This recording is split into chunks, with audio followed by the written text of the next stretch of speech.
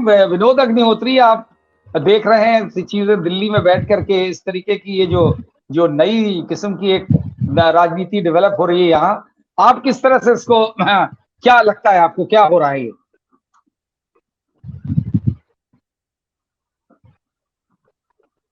विनोद, आप म्यूट है शायद। हाँ शरद जी, जो मतलब संभावित था वही हो रहा है, और कुछ भी ऐसा नया नहीं हो रहा है जो अप्रत्याशित हो। सब कुछ प्रत्याशित था।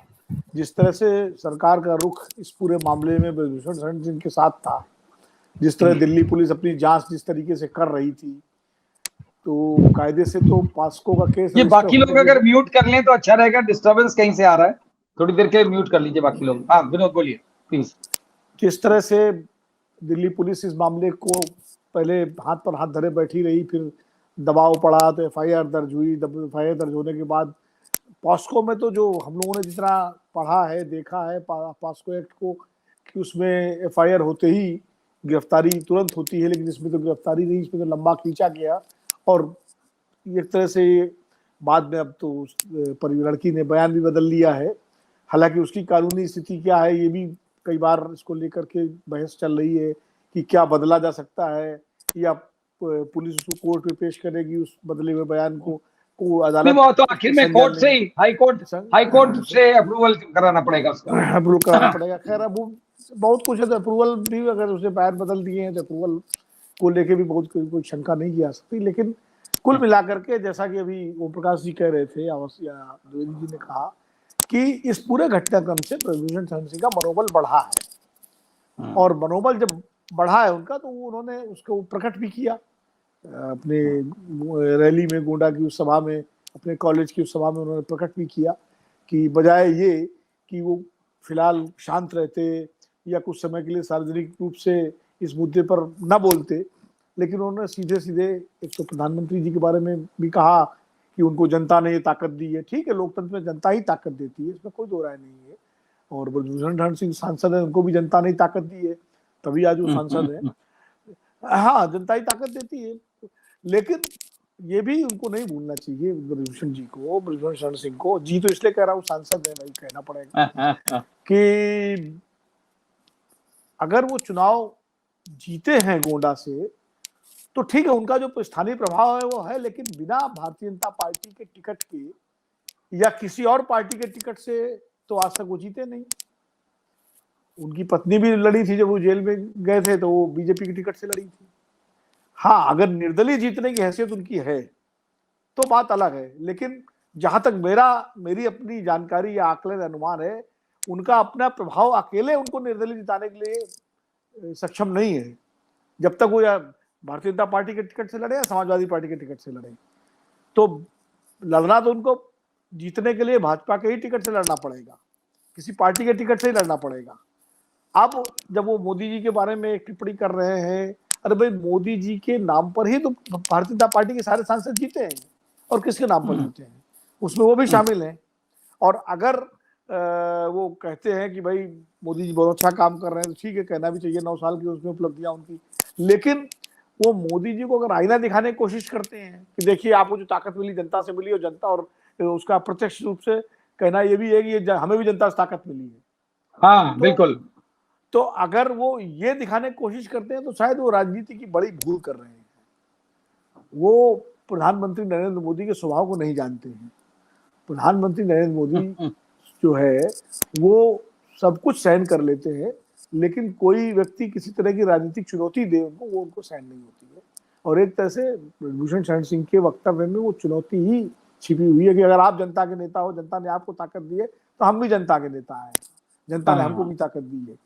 और इसलिए अब या तो वो पूरी तरह से निराश हैं कि बीजेपी का टिकट नहीं मिलेगा, तो इसके बावजूद मैं कैसरगंज से ही लड़ूंगा, तो कोई दूसरी पार्टी से उनको आश्वासन हो जाए, सपा से या बीच में खबर आई थी कि वो समाजवादी पार्टी से भी अपने कुछ कनेक्शन रिवाइव कर रहे हैं। हाँ, वो तो नहीं रिवाइव किया, उन्होंने तो बीच में तारीफ भी की थी अखिलेश जी की, जब अखिलेश जी काफी दिन तक चुप रहे थे इस मामले पे। हालांकि बाद में उन्होंने भी अब कह दिया, उन्होंने भी पहलवानों के पक्ष में बयान दे दिया था, तो उससे थोड़ा सा वो संभावना जो है वो खत्म होती है। लेकिन मैं ये कह रहा हूँ कि ब्रजभूषण शरण सिंह को ये गलत फहमी नहीं होनी चाहिए किसी भी नेता। कल्याण सिंह से ज्यादा बड़े नेता तो नहीं है ना ब्रजभूषण सिंह। कल्याण सिंह तो उत्तर प्रदेश के एक छत्र नेता थे बीजेपी के, और कल्याण सिंह के पार्टी छोड़ने के बाद ठीक है बीजेपी का नुकसान हुआ, लेकिन कल्याण सिंह का कोई फायदा नहीं हुआ और वापस लौट को उनको फिर घर पे जाना पड़ा। इसी तरह और भी कई उदाहरण है चीज में। पार्टी की ताकत से ही उनकी ताकत है। और आज अगर सरकार का जो उनको एक तरह से वो मिला हुआ है समर्थन, सरकार का, सरकार के किसी नेता का या किसी हिस्से का, अगर वो हट जाए तो कितने दिन वो इस तरह से कर पाएंगे। सरकार बहुत बड़ी चीज होती है और मौजूदा सरकार तो अपने आप में एक बहुत मजबूत सरकार है, उत्तर प्रदेश की भी और देश की, केंद्र की भी। योगी जी से उनके रिश्ते जो है वो जग जाहिर हैं, और जिस तरह से अयोध्या में उनकी रैली नहीं होने दी गई जो करना चाहते थे, महारैली, लल्लू सिंह जी ने विरोध किया और उसके बाद उसकी परमिशन रद्द की गई, तो कहीं ना कहीं भारतीय जनता पार्टी की जो आंतरिक राजनीति है वो भी इसमें बहुत काम कर रही है। और वो जानते हैं इस बात को कि लल्लू सिंह उनका विरोध कर रहे हैं, योगी जी उनसे खुश नहीं है, और भारतीय जनता पार्टी के और भी कई नेता जो शायद सामने ना आए वो भी कोई बहुत ज्यादा इस प्रकरण से खुश नहीं है। भले ब्रजभूषण शरण सिंह को राहत मिल जाए, उनकी गिरफ्तारी न हो, वो या हो तो एक दिन के लिए टोकन हो, उसके बाद उनको जमानत मिल जाए, लेकिन जो अवधारणा, जो परसेप्शन सरकार के बारे में खराब होना था वो हो चुका है। और ये बात मतलब लोग कहने लगे हैं कि चाहे वो कुलदीप सिंह सेंगर का मामला हो, चाहे वो हरियाणा के खेल मंत्री का मामला हो, या ये मामला हो, हर मामले में भारतीय जनता पार्टी और उसकी सरकार हीला हवाली क्यों करती है, ढील क्यों देती है। टेनी का मामला हो तो एक ये छवि बनती जा रही है कि हाथरस रेप में भी ऐसे ही हुआ कि ऐसे मामलों में, खैर हाथरस में तो चूंकि राजनीतिक लोग नहीं थे उसमें जो अपराधी थे, और बाद में नहीं, लेकिन उनको सपोर्ट किया जा रहा था जाति कारणों की वजह से। हाँ, लेकिन बाद में वो प्रेशर पड़ा तो कार्रवाई हुई, गिरफ्तार हुए, जेल गए। यहाँ तो प्रेशर भी पड़ने के बाद कोई कार्रवाई नहीं हुई ना, ये तो यहाँ उससे आगे है ये।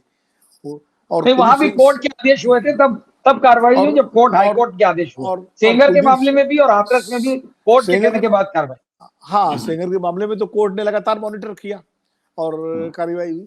तो ये एक मैसेज तो जा ही रहा है। इसका नुकसान भारतीय जनता पार्टी को होगा या कितना होगा या उसकी भरपाई कैसे करेगी, ये तो पार्टी अपने हिसाब से सोच रही होगी, उनका अपना आकलन होगा, क्योंकि महिला सुरक्षा और महिला अस्मिता का मामला काफी संवेदनशील होता है और ये किसी जाति धर्म के ध्रुवीकरण से नहीं बदला जाता है। महिला होती है, उसकी एक ही जाति होती है, वो महिला होती है।